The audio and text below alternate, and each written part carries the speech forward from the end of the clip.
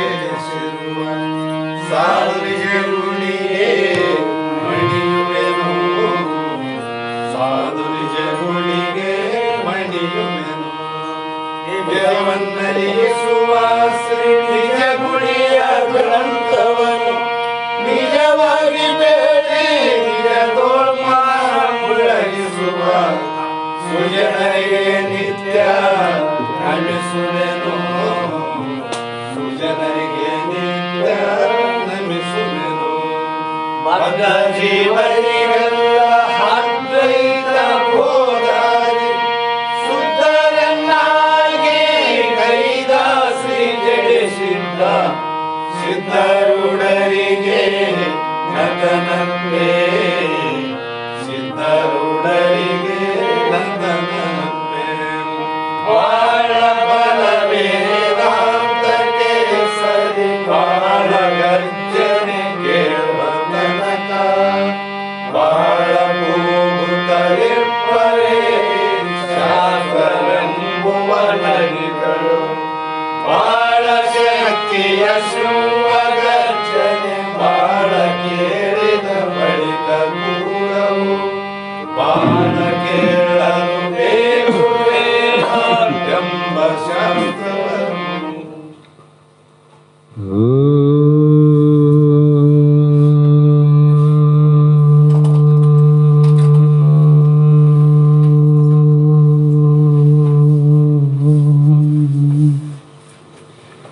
अनंत जन्म संप्राप्त कर्म बंध विदायिनी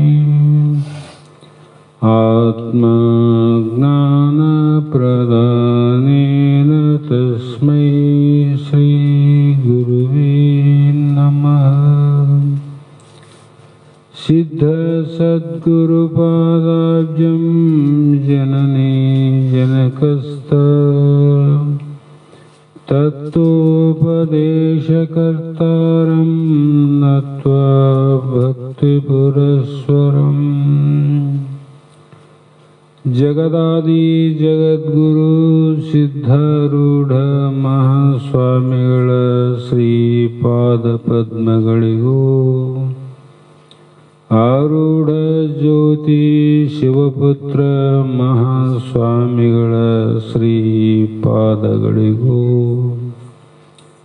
ಶ್ರೋತ್ರಿಯ ಬ್ರಹ್ಮನಿಷ್ಠ ಬ್ರಹ್ಮಲೀನ ನಿರಂತರ ಜ್ಞಾನದಾಸೋಹಿ ಸದ್ಗುರು ಬಸವಾನಂದರ ಚರಣ ಕಮಲಗಳಿಗೂ ಅನಂತ ದೀರ್ಘ ದಂಡ ಪ್ರಣಾಮಗಳನ್ನು ಸಮರ್ಪಿಸುತ್ತ,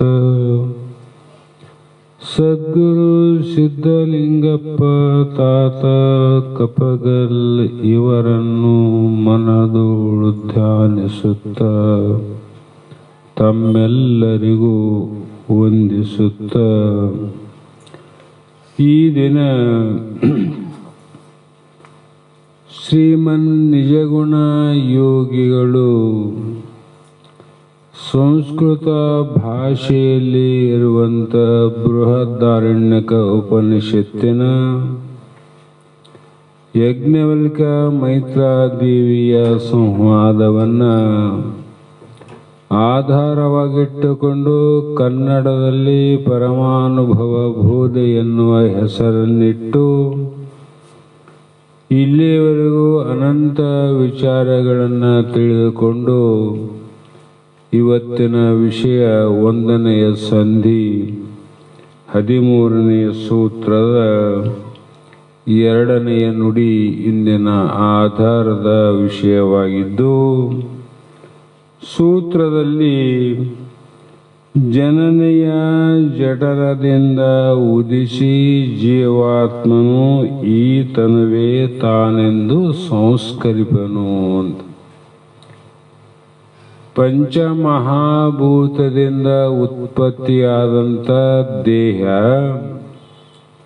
ಈ ದೇಹದಲ್ಲಿ ತನ್ನ ಹಿಂದಿನ ಜನ್ಮದ ಕರ್ಮ ಅನುಸಾರದ ಪಾಪ ಪುಣ್ಯಗಳನ್ನು ಮಾಡಿ ಹಿಂದಿನ ಜನ್ಮದಲ್ಲಿ ಸ್ಥೂಲ ದೇಹದಿಂದ ಬಿಡುಗಡೆಯಾಗಿ ಲಿಂಗ ತನುವಿನಲ್ಲಿ ತನ್ನ ಪಾಪ ಪುಣ್ಯದ ಸಂಸ್ಕಾರವನ್ನು ತೊಟ್ಟುಕೊಂಡು ಸ್ವರ್ಗ ನರಕ ಲೋಕಾದಿಗಳಲ್ಲಿ ವಾಸಿಸಿ ಕ್ಷೀಣೆ ಪುಣ್ಯ ಮರ್ತ್ಯಲೋಕ ವಿಂಶತಿ ಎಂದಂಗ ಪುನಃ ಈ ಪಂಚಮಹಾಭೂತದ ದೇಹದಲ್ಲಿ ಆ ಜೀವ ಮತ್ತೆ ಲಿಂಗತನು ಬಂದು ಸ್ಥೂಲ ತನುವಿನಲ್ಲಿ ಸೇರಿಕೊಂತು. ಸೇರಿದ ಮೇಲೆ ಏನಾಯಿತು ಅಂತ ನಿನ್ನೆ ದಿನ ವಿಚಾರ ಮಾಡೀವಿ. ಆವಾಗ ಜೀವನಿಗೆ ಗೊತ್ತಾಗ್ತದ ತಾಯಿಯ ಗರ್ಭದ ವಾಸವನ್ನು ನೋಡಿ ಯಾವ್ಯಾವ ಮನೆಯಲ್ಲಿ ಯಾವ್ಯಾವ ರೀತಿ ವಾಸ ಮಾಡ್ತೀವಿ ಅವರವರಿಗೆ ಆ ಮನೆಯ ವಾಸನೆಗಳು ಗೊತ್ತಿರ್ತಾವ. ಕೆಲ ಮಂದಿ ಫ್ಲಂಬ್ ಏರಿಯಾ ಅಂತಿರ್ತಾರೆ. ಕೊಳಚೆ ನೀರು ಎಂತೆಂಥ ನೀರಿನಲ್ಲಿ ಜೋಪಡಿ ಗುಡಿಸಲು ಹಾಕೊಂಡು ವಾಸ ಮಾಡ್ತಾರೆ. ಕೆಲವರು ಎಂತೆಂಥ ದೊಡ್ಡ ದೊಡ್ಡ ಐಷಾರಾಮಿ ಬಂಗಲೆಯನ್ನು ಕಟ್ಟಿಕೊಂಡು ಮನೆ ಮುಂದೆ ಹೂವು ತೋಟ ಗಿಡ ಮರ ಎಲ್ಲವನ್ನು ಹಾಕಿ ಅವರು ವಾಸ ಮಾಡ್ತಾರೆ. ಆದರೆ ಅವರಿಗೆ ಅನುಭವ ಹೇಗೆ ಆಗ್ತದಂದ್ರೆ ಆ ಒಂದು ಕೊಳಚೆ ಪ್ರದೇಶದಲ್ಲಿ ಗುಡಿಸಲಲ್ಲಿ ಮನೆ ಕಟ್ಟಿ ವಾಸ ಮಾಡೋವನಿಗೆ ಗೊತ್ತಾಗ್ತದ ಅದರ ದುರ್ವಾಸನೆ ಅವನಿಗೆ ಗೊತ್ತಾಗ್ತದ. ಬಂಗ್ಲೆಗಿದ್ದವನಿಗೆ ಗೊತ್ತಾಗಂಗಿಲ್ಲ. ಬಂಗ್ಲೆಯಲ್ಲಿದ್ದಂಥ ವ್ಯಕ್ತಿಗೆ ಇದ್ರ ಅನುಭವ ಆಗೋದಿಲ್ಲ. ಅದರಂತೆ ಯಾವ ಕಲ್ಪಿತ ಜೀವ ಆ ತಾಯಿಯ ಗರ್ಭದಲ್ಲಿ ಬಂದು ಸೇರಿದಾಗ ಗರ್ಭದಲ್ಲಿ ಇರುವಂತ ವಾಸನೆಗಳ ದುರ್ವಾಸನೆ, ಅಲ್ಲಿ ಸಪ್ತ ಧಾತುಗಳಂತ ಏನು ಹೇಳ್ಯಾರ, ಆ ವಾಸನೆಗಳನ್ನು ನೋಡಿ ತನ್ನ ಮನಸ್ಸಿನಲ್ಲಿ ಚಿಂತೆಯನ್ನು ಮಾಡಲಿಕ್ಕೆ ಪ್ರಾರಂಭ ಮಾಡ್ತದ. ಆಹಾ, ನಾವೇನು ಪಾಪ ಮಾಡಿದೇವಪ್ಪ, ಇದೇ ಜಾಗದಲ್ಲಿ ವಾಸ ಮಾಡ್ತೀವಿ, ಇಂಥ ಕೆಟ್ಟ ವಾಸನೆಯನ್ನು ದಿನ ದಿನ ಅನುಭವಿಸ್ಬೇಕಾಗದ. ಮಲಮೂತ್ರದ ವಾಸನೆ ಬರ್ತದ, ಗಟಾರದಲ್ಲಿ ಇನ್ನೊಂದು ವಾಸನೆ ಬರ್ತದ. ಇಲ್ಲೇ ವಾಸ ಮಾಡುವ ಒಂದು ಕರ್ಮ ಏನು ಮಾಡಿವಿ ಅಂತ ಇವ್ರು ಅಂತಾರಿಲ್ಲ. ಅದರಂಗ ತಾಯಿಯ ಗರ್ಭದ ಮಲ ಮೂತ್ರ ರಕ್ತ ವೀರ್ಯ ಅನಂತ ಸಪ್ತ ಧಾತುಗಳ ವಾಸನೆಯನ್ನು ನೋಡಿ ಏನು ಕ್ರಮವನ್ನ ಏನು ಪಾಪ ಮಾಡಿದ್ದೇನಪ್ಪ, ಈ ಜಾಗದಲ್ಲಿ ನಾನು ಯಾಕೆ ಬಂದೆ ಅಂತ ತಾಯಿಯ ಗರ್ಭದಲ್ಲೇ ವಿಚಾರವನ್ನ ಪ್ರಾರಂಭ ಆಗ್ತದೆ. ತಾಯಿ ಗರ್ಭದಲ್ಲೇ. ಆವಾಗ ಈ ಗರ್ಭಕ್ಕೆ ವಾಸನೆ ಇರಲಿ, ಆದ್ರೆ ನಾನು ಯಾಕೆ ಇಲ್ಲಿ ಬಂದೆ ಅಲ್ಲಿ ವಿಚಾರ ನಡೀತದ. ಎಲ್ಲಿ ತಾಯಿ ಗರ್ಭದಲ್ಲೇ ವಿಚಾರ ನಡೀತದ, ನಾನು ಇಲ್ಲಿಗೆ ಯಾಕೆ ಬಂದೆ. ವಿಚಾರ ಮಾಡೋದಷ್ಟಲ್ಲ, ಬಂದರೂ ಬರಲಿ ಇಂಥ ಭಯಂಕರವಾದಂಥ ದುಃಖ ಏನಾವ, ಈ ದುಃಖಕ್ಕೆ ನನಗೆ ಸಂಬಂಧ ಆದ್ರೆ ಏನಿತ್ತು, ಒಂದು ಸಂಬಂಧ ಬೇಕಲ್ಲ. ಸಂಬಂಧದ ದುಃಖ ಆಗ್ತಾವ. ಊರಾಗ ಕೆಲವು ಮಂದಿ ದಿವಸ ಒಂದು 8-10 ಹುಟ್ಟುತ್ತಾವ, ಯಾರು ಖುಷಿ ಪಡಂಗಿಲ್ಲ. 1-2 ಸಾಯ್ತಾವ, ಎಲ್ಲರೂ ಅಳಂಗಿಲ್ಲ. ಯಾರ್ಯಾರ ಸಂಬಂಧಿಕರಾರ ಹುಟ್ಟಿದವರಿಗೆ ಅವ್ರು ನಗ್ತಾರ, ಸತ್ತವರಿಗೆ ಯಾರ ಸಂಬಂಧಾರ ಅವ್ರು ಅಳ್ತಾರ. ಹೌದಿಲ್ಲ? ಅನುಭವದ ಮಾತು. ಅದರಂತೆ ಇಲ್ಲಿ ನನಗ ಈ ದುಃಖಕ್ಕೆ ಸಂಬಂಧ ಏನು ಅಂತ ವಿಚಾರ ಮಾಡ್ತ ನೋಡ್ರಿ. ಆಗ ವಿಚಾರ ಮಾಡ್ತದ, ಮುನ್ನಾದ ದುಃಖವನ್ನು ಇನ್ನು ಒದಗುವ ಬಾಧೆಯನ್ನು ನೆರೆ ಕಂಡು ತಾನು ಇಲ್ಲಿಂದ ಇನ್ನೆಂದಿಗೆಯೂ ಹೊರಮಡಲವಲ್ಲೆನೆಂದು ಜೀವನು ನಾಡೇ ತನ್ನಳು ಭ್ರಮಿಸುವನು ಅಂತ ಇಲ್ಲಿ ಮೊದಲು ಆದಂತ ದುಃಖ, ಹಿಂದ ಮಾಡಿದ ದುಃಖ, ತಾಯಿ ಗರ್ಭದ ದುಃಖ, ಇವೆರಡಾದವು ವಿಚಾರ ಮಾಡ್ತದ. ಈಗ ಹಿಂದೆ ಈಗ ಇಷ್ಟು ದುಃಖ ಆದಂದ್ರೆ ಮುಂದ ಮತ್ತೆ ನಾನು ಹೊರಗೆ ಹೋದ್ರೂ ಕೂಡ ಇನ್ನೇನೇನು ದುಃಖ ಇರಬಹುದು, ಏನೇನು ಕಷ್ಟಗಳು ಬರಬಹುದು ಅದನ್ನು ನೋಡಲಿಕ್ಕೆ ತಾಳಲಿಕ್ಕೆ ನನಗೆ ಸಾಧ್ಯ ಆದೇ ಇಲ್ಲೋ ಅಂತ ವಿಚಾರ ಮಾಡಿ ಅದು ಜೀವನು ಅಲ್ಲಿಂದ ಅಂದರೆ ಆ ಗರ್ಭದಿಂದ ಇನ್ನೆಂದಿಗೂ ಯಾವ ಕಾಲಕ್ಕಾದರೂ ಹೊರ ಹೋಗೋದೇ ಬೇಡಪ್ಪ ಶಿವ ಶಿವ. ಎಷ್ಟರ ದುಃಖ ಆಗಲಿ ಎಷ್ಟರ ಕಷ್ಟ ಆಗಲಿ ಇದೇ ಜನ್ಮದಲ್ಲಿ ಈ ಗರ್ಭದಲ್ಲೇ ನಾನು ಅನುಭವಿಸಿ ಹೋಗ್ತೀನಿ ವಿನ ಹೊರಗೆ ಹೋಗಕ್ಕೆ ಒಲ್ಲೆ ಅಂತ. ನಾವು ಹೊರಗೆ ಹೋಗೋದು ಬೇಡ. ಬಹಳ ದುಃಖ ಅನಿಸಿದ ಕೆಲವು ಸಂದರ್ಭದಲ್ಲಿ ಅನಿಸ್ತದೆ ನೋಡ್ರಿ, ಇಲ್ಲಿವರೆಗೆ ಮಾಡಿದ ಸಾಕು ಮರೆಯ ಮುಂದೆ ಇದು ಮಾಡೋದೇ ಬೇಡ ಅಂತ ಅನಿಸ್ತದ. ಸಂಸಾರನಲ್ಲಿ ಪ್ರಪಂಚದಲ್ಲಿ ಒಂದೊಂದು ಸಲ ಒಂದೊಂದು ಆಗ್ತಿರ್ತಾವ. ಹಾಗಾಗಿ ಹೊರಗೆ ಹೋಗಲಿಕ್ಕೆ ನಾವು ಅಲ್ಲೇ ಇಚ್ಛೆ ಮಾಡಂಗಿಲ್ಲ, ಅವನು ಇಲ್ಲೇ ಇರ್ಬೇಕಂತ ನಾವು. ಆಗ ಚೆನ್ನಾಗಿ ತನ್ನಳು ಭ್ರಮಿಸುಗು ಅಂದರೆ ಭ್ರಾಂತಿ ಒಳಗಾದ. ಎಲ್ಲಾಯ್ತು ಭ್ರಾಂತಿ? ಹೊರಗೆ ಬಂದಾಗ ಆಗ್ಯದಂತಿದ್ದು ಭ್ರಾಂತಿ. ತಾಯಿ ಗರ್ಭಕ್ಕೆ ಬರೋದಕ್ಕಿಂತ ಮುಂಚೆ ಆಗೋದು ಭ್ರಾಂತಿ. ಮುಂಚೆನೂ ಭ್ರಾಂತಿ ಆಗಿಲ್ಲ. ತಾಯಿ ಗರ್ಭದಿಂದ ಹೊರಗೆ ಬಂದವನು ಆಗಿಲ್ಲ. ತಾಯಿ ಗರ್ಭದಾಗ ಭ್ರಾಂತಿ ಆಗದಂದ್ರೆ ಆ ಕಾರಣವಾದ ಭ್ರಾಂತಿ ಮುಂದ ತಾಯಿಯ ಗರ್ಭದಿಂದ ಹೊರಗೆ ಬಂದಾಗ ಕಾರ್ಯ ಆಯ್ತು ನೋಡ್ರಿ. ಬೀಜ ಮರ ಆದಂಗ ಆ ದುಃಖನೇ ಆ ಭ್ರಾಂತಿಯೇ ಭ್ರಮೆಗೊಳಗಾಗ್ಬಿಡ್ತದೆ. ಭ್ರಮೆ ಅಂತ. ಭ್ರಮೆ ಅಂದ್ರೆ ಏನು?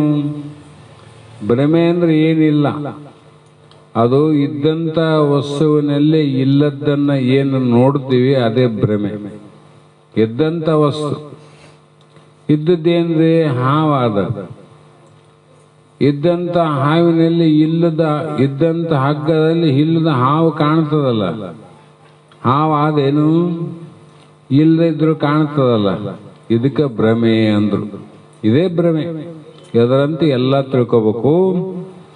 ಆಗ ಪರ ಮೊಟ್ಟಡೆಯು ದುಃಖದ ಉರುಗೋದು ಇಂದ ಆನು ಪರಣಮಡಲಲ್ಲೇ ಇಂತ ಒಳಗಿರಪೆ ಬರಿದೆ ಬಾಧಕವೆಂತೂ ತನಗಾದುದು ಎಂದವನಿರಿದರೆ ದೈವ ಅನುಗತಿಯಿಂದೇ. ಏನಾತ್ರಿ? ಗರ್ಭವನ್ನು ಬಿಟ್ಟು ಹೊರಗೆ ಹೋದ್ರೆ ಅನೇಕ ದುಃಖ ಅಂತ ಗೊತ್ತದಲ್ಲ. ಯಾರಿಗೆ ಗೊತ್ತಾಗಿದೆ? ಶಾಸ್ತ್ರ ಕೇಳೋರಿಗೆ, ಗುರುಪುತ್ರರಿಗೆ, ಯಾರಿಗೆ ಹುಟ್ಟು ಸಾವು ಯಾಕಂತ ವಿಚಾರ ಮಾಡಿದವರಿಗೆ ಇದು ಗೊತ್ತಾಗ್ತದೆ ವಿನ ಉಳಿದವ್ರಿಗೆ ಯಾರಿಗೂ ಗೊತ್ತಾಗದಲ್ಲ. ತಾಯಿ ಗರ್ಭದಲ್ಲಿ ಇನ್ನೂ ಹೊರಗೆ ಹುಟ್ಟುತ್ತದೇ ಇಲ್ಲ ಗೊತ್ತಿಲ್ಲ. 5 ತಿಂಗಳ ಮುಗಿದ್ರೊಳಗಾಗಿ ಎಂಥ ಸಂಭ್ರಮ ಮಾಡ್ತೀವಿ ನಾವು ಹೆಣ್ಮಕ್ಳಿಗೆ. ಹೊಟ್ಟಿಲಾಳಂತೇಳಿ ಬುತ್ತಿ ಗಿತ್ತಿ ಮಾಡಂಗಿಲ್ಲ ಅಂದ್ರೆ ದುಃಖ ಆದ ಅಂತೇಳಿ ಮಾಡ್ತಾರೆ. ಏನವರು ಭಾಳ ಸಂತೋಷ ಅಂತ ಅವ್ರು ಮಾಡ್ತಾರ. ಅಂದ್ರೆ ಲೋಕದ ಜನರಿಗೆ ಇದು ಗೊತ್ತಿಲ್ಲ ಅಂತ ಅರ್ಥ ಆಯ್ತಲ್ಲ.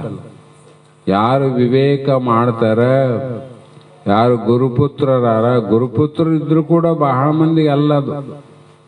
ಯಾರು ಶಾಸ್ತ್ರವನ್ನು ಕೇಳ್ತಾರ ಅವ್ರಿಗಷ್ಟೇ ಗೊತ್ತಾಗೋದು, ಗುರುಪುತ್ರ ಗೊತ್ತಾಗೋದಿಲ್ಲ. ಮಂತ್ರೋಪದೇಶ ಆಗ್ತದಷ್ಟೇ, ಮಂತ್ರದ ಅರ್ಥ ಆಗೋದಿಲ್ಲ. ಹಾಗಾಗಿ ಗರ್ಭವನ್ನು ಬಿಟ್ಟು ಹೊರಗೆ ಹೋಗ್ಬೇಕಂತ ಅದೇನು ಮಾಡ್ತದ? ಅನೇಕ ದುಃಖವನ್ನು ಕೂಡಿಕೊಂಡು ಕುಂತಿರ್ತದ. ಅಂಥ ಸಮಯದಲ್ಲಿ ಹೊರಗೆ ಹೋದರೆ ದುಃಖದ ಉರುಗು ಹೆಚ್ಚಾಗ್ಬೋದು. ಭಾಳ ಏನಾದ್ರು ಸಾಲ ಮಾಡಿದ್ನಂತ ತಿಳ್ಕೊರಿ, ಆ ಸಾಲ ಮಾಡಿದ ಮನೆಗೆ ಕುಂದ್ರೆ ಇಚ್ಛೆ ಮಾಡ್ತಾನ, ಹೊರಗೆ ಹೋದ್ರೆ ಮಂದಿ ಕಿರಿಕಿರಿ ಅಂತೀವಿಲ್ಲ ನಾವು. ಸಾಲನೇ ಮಾಡಿಲ್ಲ ಅಂದ್ರೆ ಅವನು ಹೊರಗೆ ಹೋಗಕ್ಕೆ ಅಂಜಿಕಂತಾನನ್ರಿ.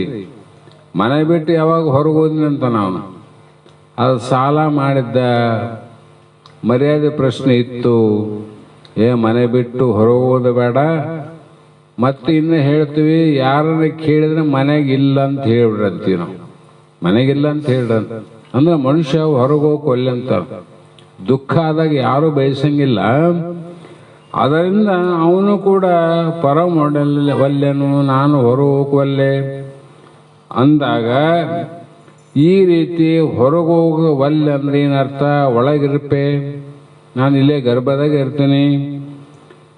ಸುಮ್ಮನೆ ಈ ರೀತಿ ಕಷ್ಟವು ತನಗಾಗುವುದೆಂದು, ತನಗೆ ಒದಗಿರುವುದೆಂದು ಕುಳಿತಿರುವಾಗ ದೈವ ಅನುಗತಿಯಿಂದೇ, ದೈವ ಅಂತ ಅದಲ್ಲ, ದೈವ ಅಂದರೆ ನಸೀಬ ಅಂದರೆ ಹಣೆ ಬರ ಅಂದರೆ ಇವು ಶಬ್ದಗಳು ಬೇರೆ, ಅರ್ಥ ಒಂದೇ.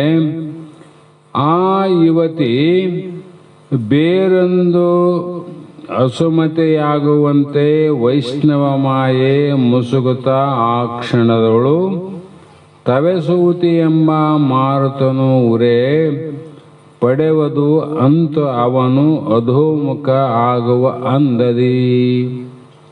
ಇಷ್ಟಾಗದಾಗ ಮೈತ್ರೇ ಕೇಳು, ಏನಾಗುತ್ತದೆ ಅಲ್ಲಂತಂದ್ರೆ, ಅದೃಷ್ಟ ವಶದಿಂದ, ಅದೃಷ್ಟ ಅಂದ್ರೆ ದೈವನೇ, ಆ ಮತ್ತೊಂದು ಅವಸತೆಯಾಗುವಂತೆ, ಅಲ್ಲೊಂದು ನವಮಾಸತನ ಅವಸ್ಥೆಗಳು ಬೇರೆ. ಆ ಗರ್ಭ ಯಾವಾಗ ಹೊರಗೆ ಬರಬೇಕಾಗಿತ್ತು ಕೂಸು ಅಂದಾಗ ವಿಶೇಷವಾದ ಒಂದು ಅವಸ್ಥೆ ಉಂಟಾಗ್ತದೆ. ಆ ಅವಸ್ಥೆಯಲ್ಲಿ ವೈಷ್ಣವ ಮಾರುತ ಅನ್ನುವಂಥ ಪ್ರಸೂತಿ ವಾಯು ಉತ್ಪತ್ತಿ ಆಗ್ತದೆ. ಆ ಉತ್ಪತ್ತಿಯಾಗಿ ಆ ಕ್ಷಣದೊಳು ಎಷ್ಟು ಸಂಬಂಧಿಯಾದ ಮಾಯೆಯು ಮುಚ್ಚುವುದು. ಮಾಯೆ ಮುಚ್ಚಿತಲ್ಲಿ ಮುಚ್ಚಿ ಪ್ರಸೂತಿ ಎಂಬ ವಾಯುವು ಆ ಗರ್ಭದಲ್ಲಿದ್ದ ಕೂಸನ್ನ ಅಧೋಮುಖವಾಗಿ ಚೆನ್ನಾಗಿ ಹೊಡೆಯುವುದು. ಇಲ್ಲಿವರೆಗೆ ನಾನು ಯಾರು ಮುಟ್ಟೆ ಇಲ್ಲ, ನನ್ನ ಮುಟ್ಟ ಗಣಮಗೆ ಯಾವ ನಾನು ಮುಟ್ಟಿ ನೋಡ್ಲ ಅಂತೀವಿ ನಾವು, ಅಂತೀವಿಲ್ಲ. ತಮ್ಮ ನೀನು ಮೊದಲು ಮುಟ್ಟಿದ ಮೇಲೆ ಹೊರಗೆ ಬಂದಿದೆ ಅಂತ. ನಾವೆಲ್ಲ ಮುಟ್ಸ್ಕೊಂಡ ಬಂದೀವಿ, ಮತ್ತೆ ಯಾರು ಹೊಡೆದಾರ ನಿನಗೆ ಒಳಗೆ? ಪ್ರಸೂತಿವಾಯಿ ಮೆತ್ತಗೆ ಹೊಡೆದ ಮೇಲೆ, ಮತ್ತು ಅಂಥ ಸಣ್ಣ ತಾಯಿ ಗರ್ಭದ ಚೀಲದಲ್ಲಿ ಕುಂತವನು ಮೇಲ್ಮುಖವಾಗಿದ್ದವನು ಕೆಳಮುಖವಾಗಿ ಬರಬೇಕಾದ್ರೆ ಎಷ್ಟು ಹೊಡೆತ ಬಿದ್ದಿರ್ಬೋದು ನಿನಗೆ. ಅದಕ್ಕೆ ಅವ್ರು ಹೇಳಿದರು, ನಿಜಗೊಂಡ್ರು, ಸಿಡಿಲ ಸಮುದಾಯವನು ತಾಯಿ ಗರ್ಭದಿಂದ ಹೊರಗೆ ಬರಬೇಕಾದ್ರೆ 1000 ಸಿಡಿಲು ಹೊಡೆದ್ರೆ ಎಷ್ಟು ನೋವಾಗ್ತದ ಅಷ್ಟು ನೋವಾಗ್ತದಂತಲ್ಲಿ ಜೀವನಿಗೆ. 1000 ಚೂಳು ಕಡಿದ್ರೆ ಸಾಯುವಾಗ ನೋವಾಗುತ್ತಂತ. ಸಾಯುವಾಗ 1000 ಚೂಳು ಒಂದೇ ಸಲ ಕಡಿದ್ರೆ ಎಷ್ಟು ನೋವಾಗುತ್ತ. ಒಂದು ಚೂಳು ಕಡಿದ್ರೆ ಎಗರಾಡ್ತೀವಿ ನಾವು, ಮೈ ಮೇಲೆ ಬಟ್ಟೆ ಕಬರಿರಂಗಿಲ್ಲ, ಅಷ್ಟು ದುಃಖ ಆಗ್ತದ. 1000 ಚೂಳು ಒಮ್ಮೆಲೆ ಕಡಿದ್ರೆ ಅಷ್ಟು ದುಃಖ ಆಗ್ತದ. ಆವಾಗ ಹೊಡೆದ ಮೇಲೆ ಏನಾಯಿತು ಅಂದರೆ, ನೀರಂದ್ರದೊಳನು ಸುಳಿ ಹೊಡೆದಾಗ ಮಗ ನೀ ಎಲ್ಲಿ ಓದ್ತಿದ್ದಿ? ಒಂದೇ ಒಂದು ಬಾಗಿಲು ನಿನಗೆ. ನಿನ್ನೆನೆ ಹೇಳೀನಿ ನಾನು, ನಾವು ಹಿಂದ ಒಂದು ಬಾಗಿಲು, ಮುಂದೆ ಒಂದು ಬಾಗಿಲು, ಮೇಲೆ ಒಂದು ಬಾಗಿಲು, ಕಿಟಕಿ ಪಡಿಕೆ ಎಲ್ಲ ಇಟ್ಕೊಂಡಿವಿ. ನಾವು ಮುಂದೆ ಬಾಗಿಲಿಗೆ ಯಾರು ಬಂದ್ರೆ ಬೇಡ ಅಂತ ಹಿಂದೆ ಹೋಗ್ಬೋದು. ಇದು ಬಾಗಿಲು ಬೇರೆ ಅಂದ್ರೆ ಇನ್ನೊಂದು ಬಾಗಿಲಾಗ ಪಾರಾಗಿ ಹೋಗ್ಬೋದು. ಆದ್ರೆ ನಿನ್ನ ಶಿಕ್ಷೆ ಹೆಂಗಾದಂದ್ರೆ ಅದೇ ಬಾಗಿಲ ಹೋಗ್ಬೇಕು. ನೀರಂದ್ರದಳು ಅಂದ್ರು, ತಾಯಿಯ ಗರ್ಭದ ಮೂತ್ರದ ಸಣ್ಣ ರಂಧ್ರದಲ್ಲಿ ನೀನು ನುಸುಳಿ ಅಂದ್ರೆ ಏನು? ನಿನ್ನ ಗಾದೆ ಮೇಲೆ ಹೋಗಿ ಪಲ್ಲಕ್ಕೆ ಕೂಡ್ಸಂಗಿಲ್ಲ. ನುಸುಳಿ ಅಂದ್ರೆ ಜಾರಬೇಕು ನೀನು. ಮೀನು ಮೊಸಳೆ ಹೆಂಗೆ ಜಾರ್ತಾವ, ನೀನಾಗ ಪಾಚಿನ ಕಪ್ಪೆ ಹೆಂಗೆ ಒದ್ದಾಡ್ತಾವ, ಹಂಗ ನುಸುಳಿ ಹೊರ ಮಾಡುತ್ತಾ ಹೊರಗೆ ಬರಬೇಕು. ಹೊರಗೆ ಬಂದು ನೀನು ಮುಂದೆ ಅನ್ನಪಾನದಿಂದ ತನು ವರ್ಧಿಸಿ. ಏನಾಯ್ತು ವರ್ಧನೆ ಆಗೋದು? ಶರೀರ ಇಲ್ಲಿ ಉತ್ಪತ್ತಿ ಆಯಿತು, ಜಾಯಿತು, ಇಲ್ಲಿವರೆಗೆ ಜಾಯಿತು ಅಂದ್ರೆ ಬರೋದು.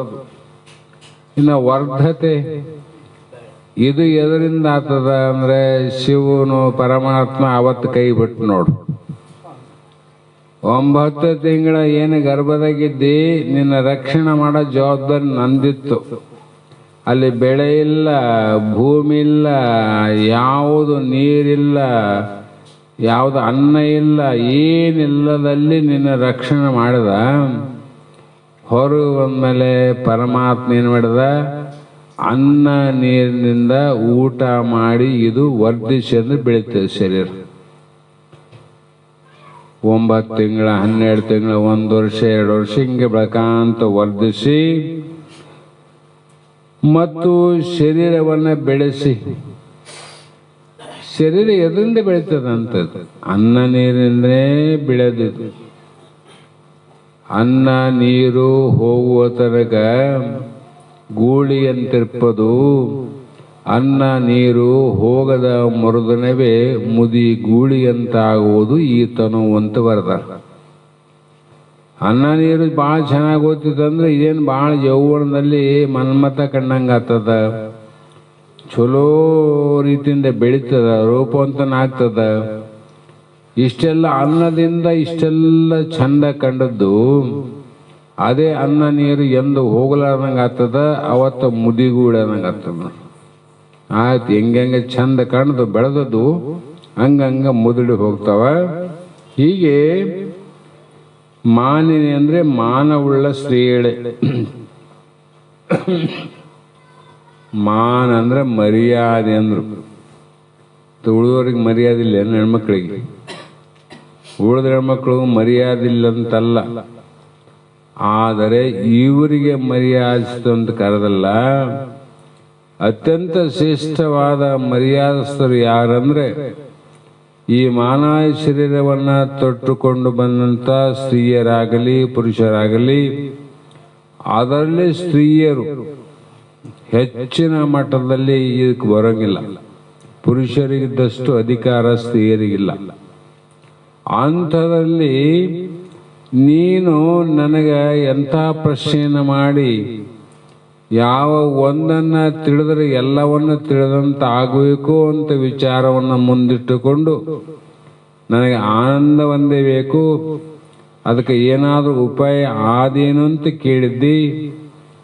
ಮತ್ತೆ ಸ್ಮೃತಿ ಮಾತ್ರದಿಂದ ನೀ ಹೇಳೋದ್ರಾಗ ನನಗೆ ಆನಂದ ಆಗಿರ್ಬೇಕು. ಇವತ್ತು ಹೇಳಿದ 3 ತಿಂಗಳ ಮೇಲಲ್ಲ, ಹೇಳೋದ್ರಾಗ ಆನಂದ ಆಗ್ಬೇಕು. ಅದು ಸತ್ಯ ಆದಿಲ್ರಿ. ಊಟ ಮಾಡ್ತಾ ಮಾಡ್ತಾ ನಮ್ಗೆ ಆನಂದ ಆಗ್ತದಿಲ್ಲ. ಹೊಟ್ಟಿಗೆ ಊಟ ಮಾಡ್ತಾ ಮಾಡ್ತಾ ಆನಂದ ಆಗ್ತದಂದ್ರೆ ಕೇಳ್ತಾ ಕೇಳ್ತಾ ಆನಂದ ಆಗ್ಬೇಕಂತಾರ ಅವರು. ಆದರೆ ಎಲ್ಲರಿಗೂ ಆಗೋದಲ್ಲ. ಉತ್ತಮ ಅಧಿಕಾರಿಗಳಿಗೆ ಅಂಥವರ ಮಧ್ಯದಲ್ಲಿ ನೀನು ಶ್ರೇಷ್ಠವಾದವಳಂತ ಮಾನಿನಿ ಅಂತ ಕರೀತಾರೆ, ಗೌರವ ಕೊಡ್ತಾರೆ ಅವರು ಯಜ್ಞವಲ್ಕರು. ಕೇಳು, ಅಲ್ಲಿಂದ ಜೀವನು ಶರೀರವೇ ತಾನೆಂದು ಏನ್ ಮಾಡಿದ? ಈ ನೋಡಿದ ಕೈ, ಕಾಲು, ಕಣ್ಣು, ಕಿವಿ, ಮೂಗು ಇವೆಲ್ಲ ನೋಡಿ ಏನ್ ತಿಳ್ಕೊಂಡ? ಶರೀರವೇ ತಾನೆಂದು. ಅವನು ತಿಳ್ಕೊಂಡಿದ್ದ ಮೊದಲೇ. ಹೊರಗೆ ಬಂದ ತಕ್ಷಣ ನಮ್ಮಂತ ಭ್ರಮೆಯಿಂದ ಕೂಡಿವಲ್ಲ, ಭ್ರಮೆಯಿಂದ ಕೂಡಿದವರು ಮತ್ತೆ ಭ್ರಮೆಗೆ ಮತ್ತೆ ಔಷಧ ಹಾಕ್ಯಂತ ಬಂದರು. ಭ್ರಮೆ ಹೋಗ್ಬೇಕಾದ್ರೆ ಬ್ರಹ್ಮಜ್ಞಾನ ಬೇಕಾಗಿತ್ತು, ಬ್ರಹ್ಮಜ್ಞಾನ ಕೊಡ್ಲಿಲ್ಲ, ನಾವು ಭ್ರಮೆನೇ ಕೊಟ್ಟಿವಿ. ಮತ್ತೆ ಏನು ಭ್ರಮೆ? ಬೆಳೀತಾ ಬೆಳೀತಾ ಕಾಲಲ್ಲಿ ಅಲ್ಲಿಂದು ಅಂತ ಕೇಳಿದೀವಿ, ಕಣ್ಣು ತೋರಿಸು ಪಾಪು ಅಂದಿವಿ, ಮೂಗು ತೋರಿಸು ಅಂದಿವಿ, ತಲೆಯಲ್ಲೇ ಅದ, ಹೊಟ್ಟೆಯಲ್ಲೇ ಅದ. ಅದು ಒಂದೊಂದು ಚಂದ ಕಾಲು ಯಾವುದು ನಿಂದು ಒಂದಾಗಿ ತೋರಿಸಿದಾಗ ತಂದೆ ತಾಯಿಗಳಿಗೆ ಎಷ್ಟು ಖುಷಿ. ನಮ್ಮ ಹುಡುಗ ಹುಡುಗಿ ಎಷ್ಟು ಶಾಣದ. ಮೂಗೆಲ್ಲದ ಪಾಪು, ಹಿಂಗ ಮೂಗು ಐತಿಲ್ಲ, ಅಷ್ಟು ಸಂತೋಷ ಆಗ್ತದ ನಾವು. ಅದು ಯಾವುದಕ್ಕಂತೂ ತಿಳ್ಕೊಂಡದಲ್ಲ, ಇದು ಮೂಗೆ ನಂದು, ಕಾಲೇ ನಂದು, ಕೈಯೇ ನಂದು ಅಂತ ತಿಳ್ಕೊಂಡ ಕಾರಣ, ಅದು ಜ್ಞಾನ ಆದ ಕಾರಣ ಅದು ಹೇಳ್ತದೆ ಕೇಳಿದ ತಕ್ಷಣ. ಅಂದ್ರೆ ಏನಾಯ್ತು? ಭ್ರಮೆಗೆ, ಭ್ರಾಂತಿಗೆ ಮತ್ತು ಭ್ರಾಂತಿಯನ್ನೇ ಕೊಟ್ಟಿವಿ ನಾವು, ಕೊಟ್ಕಂತ ಬಂದಿವಲ್ಲ. ಅದು ಬಲವಾಯ್ತು, ಭದ್ರ ಆಯ್ತು. ಮುಂದ ಅದನ್ನ ಭದ್ರವಾದಂತ ಶರೀರ ತನು ತಾನೆಂಬ, ತನು ತನ್ನದೆಂಬ ಈ ಭ್ರಮೆಯನ್ನು ನಾಶ ಮಾಡೋದಕ್ಕೋಸ್ಕರವಾಗಿ ಸದ್ಗುರು ಬೇಕಾದ. ಸದ್ಗುರು ಕೆಲಸ ಇಷ್ಟೇ. ಏನದ ಶಿಷ್ಯರಿಗೆ ತನ್ನ ಜ್ಞಾನಾಮೃತವನ್ನು ನೀಡಿ ಅವರ ಜನನ ಮರಣ ದುಃಖದ ಬಾಧೆಯನ್ನು ನಾಶ ಮಾಡಿ ಮೋಕ್ಷದ ಪದವಿಯನ್ನು ಅನುಭವಕ್ಕೆ ತಂದುಕೊಡುವುದೇ ಗುರುಗಳ ಕೆಲಸ. ಉಳಿದ ಕೆಲಸ ಮಾಡಬಾರ್ದೇನಂತಲ್ಲ, ಮಾಡಬಾರ್ದು ಅಂತ ಎಲ್ಲಿ ಹೇಳಿಲ್ಲ, ಮಾಡಬೇಕು ಅಂತೂ ಶರ ಬರೋದಲ್ಲ.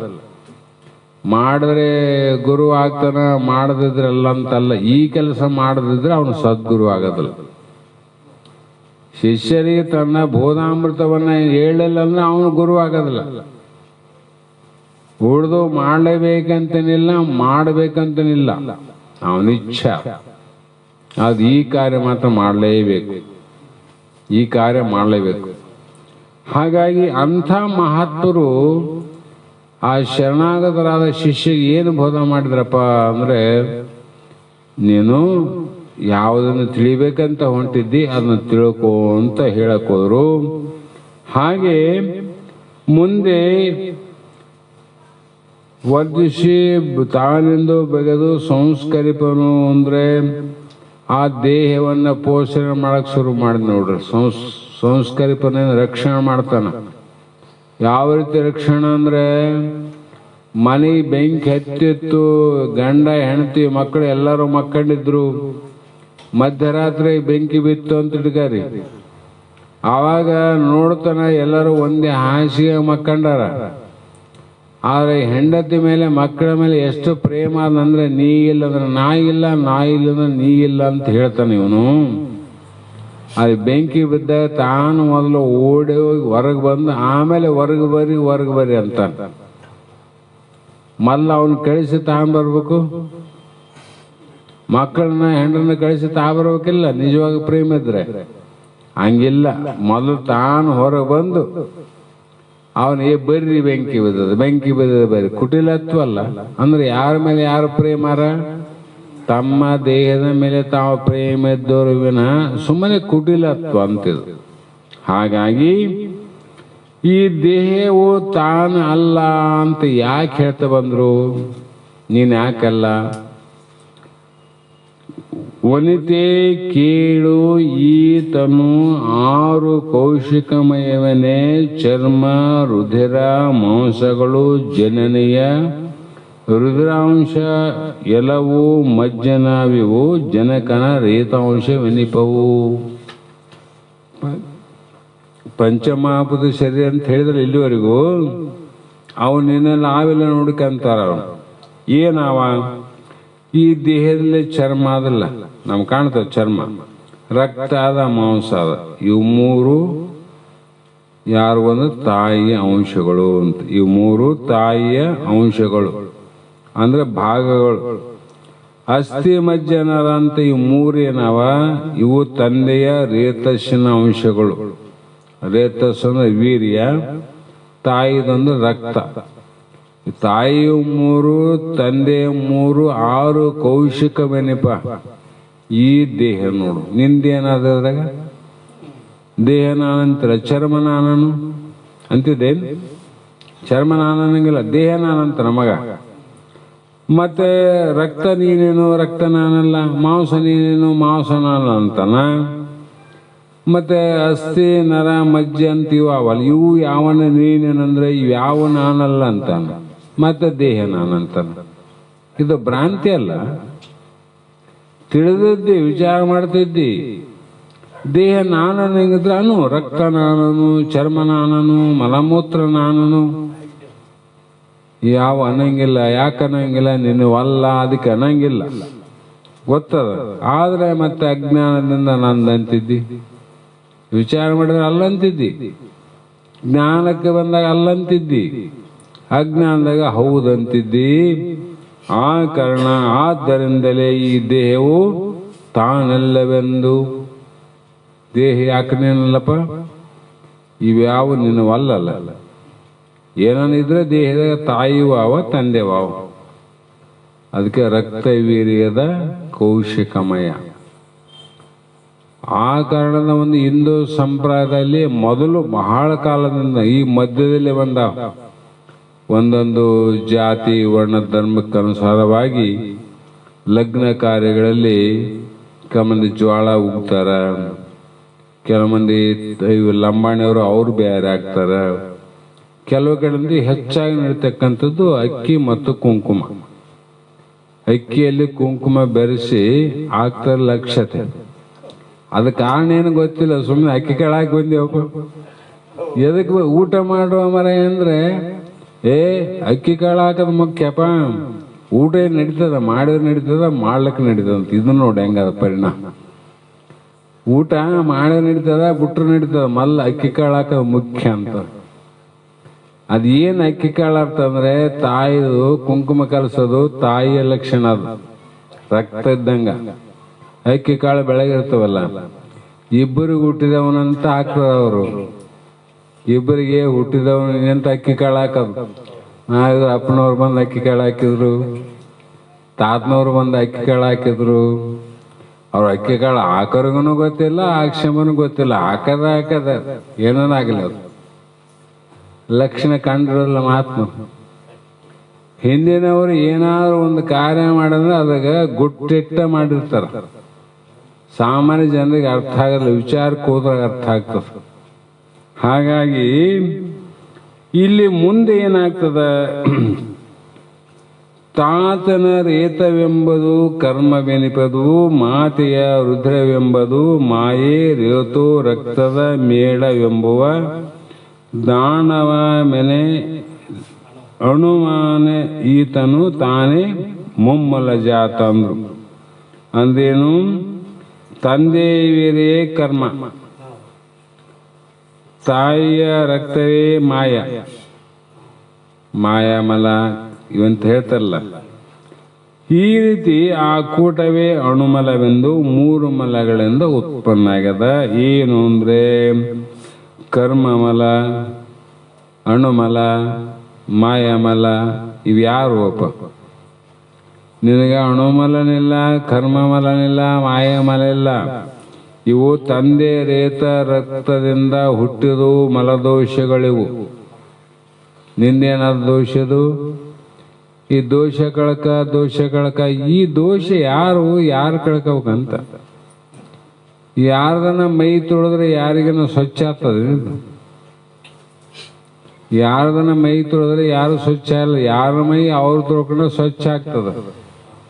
ಅದಕ್ಕೆ ನಮ್ಮ ಶಾಸ್ತ್ರಗಳಲ್ಲಿ ಯಾಕೆ ಪ್ರಾಧಾನ್ಯತೆ ಕೊಡಲಿಲ್ಲ ಕರ್ಮಕ್ಕಂದ್ರೆ ಪರಂಪರಾ ಸಾಧನೆ ಅಂತ ಒಪ್ಪಿಬಿಟ್ಟು, ಆದ್ರೆ ಮೋಕ್ಷಕ್ಕೆ ಜ್ಞಾನ ಸಾಧನೆ ಅಂತ ಯಾಕೆ ಹೇಳಿದ್ರು ಅಂದ್ರೆ, ಆವರಣ ದೋಷ ನಿವೃತ್ತಿ ಆಗಬೇಕಾಗಿದ್ರೆ ವೇದಾಂತದ ಅಂತಪ್ಪ ಗುರುಗಳ ಏನು ವಚನೋಪದೇಶದ ಅದರಿಂದನೇ ಮೋಕ್ಷಕ್ಕೆ ಸಾಧನೆ ವಿನ ಅನ್ಯ ಸಾಧನ ಇಲ್ಲೆಂದು ವೇದಾಂತ ನಿಂಡೆಮ ಸಹಿತವಾಗಿ ಜ್ಞಾನದೇವತವು ಕೈವಲ್ಯ ಅನ್ನುವಂಥ ಶ್ರುತಿ ಪ್ರಮಾಣ ಇಟ್ಟು ಜ್ಞಾನದಿಂದಲೇ ಮೋಕ್ಷ. ಉಳಿದೋದ್ರಿಂದ ಏನಾಗ್ತದ, ಅವು ಶ್ರೇಯಸ್ಸಿನ ಫಲ ಕೊಡ್ತಾವ. ಪ್ರೇಯಸ್ ಅಲ್ಲ, ಶ್ರೇಯಸ್ಸವು. ಆ ಫಲಗಳಿಂದ ಭೋಗಗಳು ಪ್ರಾಪ್ತಿ ಆಗ್ಬೋದು, ಸಿದ್ಧಗಳು ಪ್ರಾಪ್ತಿ ಆಗ್ಬೋದು, ಲೋಕಗಳು ಪ್ರಾಪ್ತಿ ಆಗ್ಬೋದು. ಇಲ್ಲ ಕೆಲವು ಸಲ ನೀನು ಮಾಡಿದಂಥ ಉತ್ತಮವಾಗಿರ್ತಕ್ಕಂಥ ನಿಷ್ಠೆಯಿಂದ ಮಾಡಿದ್ರೆ ಕೆಲವು ಸಲ ನೀನು ಹೊಂದದ್ದು ಕೂಡ ಆಗಬಹುದು. ಭಾಳ ಜನ ಹೇಳಿಲ್ಲ, ಅಪ್ಪನವ್ರು ಹೇಳ್ಬಿಟ್ರಪ್ಪ ಹಂಗೆ ಆಯ್ತು ನೋಡನ್ಬಿಡ್ತು. ಅಪ್ಪನವ್ರು ಹೇಳಿದ್ರೆ ಆಯ್ತು, ಆಗ್ಲಿ. ಇಲ್ಲಂತಲ್ಲ, ಸುಳ್ಳಂತ ಹೇಳಿಲ್ಲ, ಆತವ. ಎಷ್ಟು ದಿನ ಆತವು? ನಿಂದು ಆ ಯಾವ ಪುಣ್ಯ ಇಲ್ತಾನದ ಅಲ್ತಾನ ನೀನನ್ನಂಗೆ ಆತದ. ಆಮೇಲೆ ನೀನೇ ಮಂದಿಯಲ್ಲಿ ಕೇಳಕ್ ಹೋಗ್ಬೇಕಾಗ್ತದ, ಯಪ್ಪ ನನಗೆ ಹಿಂಗಾಗ್ಯದಂತ. ನಾವು ಅದನ್ನೇ ದೊಡ್ಡದು ಮಾಡ್ಕೊಂಬಿಟ್ಟಿವಿ. ಅದನ್ನೇ ದೊಡ್ಡದು. ಅವೆಲ್ಲ ಏನು ಮಾಡ್ತಾವಂದ್ರೆ ಜ್ಞಾನಿಗೆ ಬಹಳ ಅಡಚಣೆ ಮಾಡ್ತಾವ. ಜ್ಞಾನಿಗೆ 1-2 ತಾನು ಹೇಳಿದ್ದು ಏನನ್ನ ಆಯ್ತು ಅಂತ ಬಂದು ಹೇಳಿದ್ರಂತ ತಿಳ್ಕೊ. ನಮಗೆ ಸುಮ್ಮನೆ ಎಷ್ಟೋ ಜನ ಕೇಳಿರಲ್ಲ, ಇಲ್ಲಿ ಏನೇನೋ ಆಗ್ಯಾವಂತ ಬಂದು ಹಿಡಿದಾರ, ಏನೇನೋ ಆಗ್ಯಾವಂತಾವ. ಅವನ್ನೆಲ್ಲ ನಾವು ಹೇಳಂಗಿಲ್ಲ, ಶಾಸ್ತ್ರದಲ್ಲಿ ಎಂದು ಹೇಳಿಲ್ಲ ನಾವು. ಹೇಳಕ್ಕೆ ಹೋಗೋದಿಲ್ಲ. ಅಂದರೆ ಲಕ್ಷ್ಯ ಅಲ್ಲಿಗೆ ಹೋಗಿಬಿಡ್ತದ. ಕೇಳೋರ ಲಕ್ಷ್ಯ ಅಷ್ಟಾದ್ರೂ ಸಾಕಲ್ಲಪ್ಪ, ಅದೇ ಫಲ ಬೇಕಾಗಿತ್ತು ನಮ್ಗೆ, ಮತ್ತು ಅಂಥವು ಸಿಗ್ತಾವಂದ್ರೆ ಅದೇ ಬೇಸಲ್ಲ, ಅದಕ್ಕಿಂತ ಇನ್ನೊಂದು ಏನು ಶ್ರೇಷ್ಠ ಅಂತ ಅವ್ರಿಗೂ ಇಚ್ಛೆ ಹೋಗ್ತದೆ ಕೇಳಕ್ಕೆ. ಇವನು ಹೇಳೋನಿಗೆ ಅಹಂಕಾರ ಬಂದ್ಬಿಡ್ತದ. ನಾನು ಅಂದದ್ದು ಆತದಂದ್ರೆ ಈ ಕಡೆ ಹೋಗೋ ಬೇಸ ಅಂತ ಮೋಕ್ಷದ ಅನುಭವನ ಅವನು ಕಡಿಮೆ ಆಗ್ತದೆ. ಇಬ್ಬರಿಗೂ ಧೋಕ ಮಾಡ್ತದೆ ನೋಡ್ರಿ. ಜ್ಞಾನಿಗೂ ಧೋಕ ಮಾಡ್ತಾ ಬಹಳ ಎಚ್ಚರ.